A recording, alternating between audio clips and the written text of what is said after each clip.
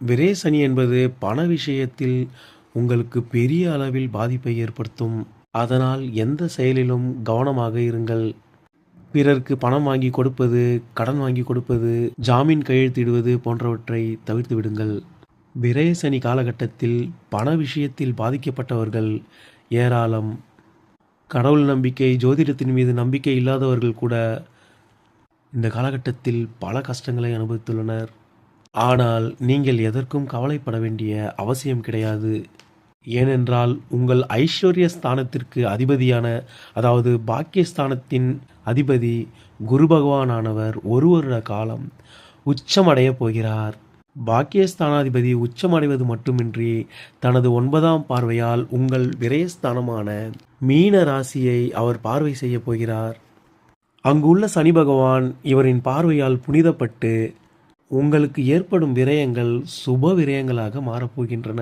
குரு பார்வை கிடைத்த பிறகு வீடு கட்டுவது, நிலம் வாங்குவது, பிள்ளைகளுக்கு திருமணம், படிப்பு செலவு என சுப நிகழ்வுகளாக மாறும்.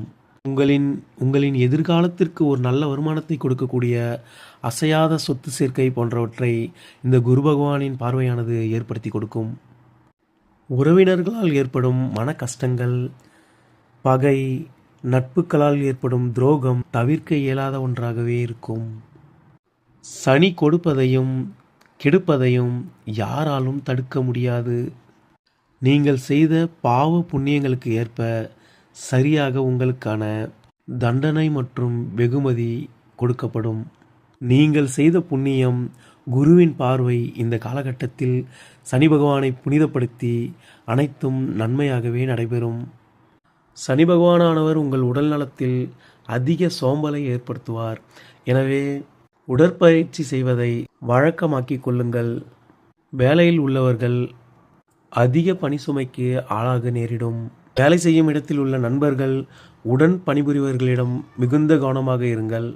இதுநாள் வரை நீங்கள் வேலையில் எந்த தவறு செய்தாலும் உங்கள் மேலதிகாரி உங்களை மன்னித்திருப்பார். ஆனால் இந்த 7.5 சனி காலகட்டத்தில் மன்னிப்பு என்பதை நீங்கள் எதிர்பார்க்காதீர்கள். அது கிடைக்காது. மாறாக உங்களுக்கு தண்டனை வழங்கப்படும் அல்லது வேலையில் இருந்து நீங்கள் நீக்கப்படுவீர்கள். எனவே உங்கள் வேலையில் மிகுந்த கவனமாக செயல்படுங்கள். சனி பகவான் இந்த 7.5 காலத்தில் வேலை மற்றும் தொழிலில் பெரிய அளவு பிரச்சனைகளை கொடுத்து நம்மை திக்குமுக்காட வைப்பதில் கெட்டிக்காரர். ஏனென்றால் கர்மகாரகரே அவர்தான் என்பதால் அதனை சிறப்பாக செய்து முடிப்பார். எனவே எதிலும் அலட்சியம் வேண்டாம். இந்த 7.5 ஆண்டு காலமுமே உங்களுக்கு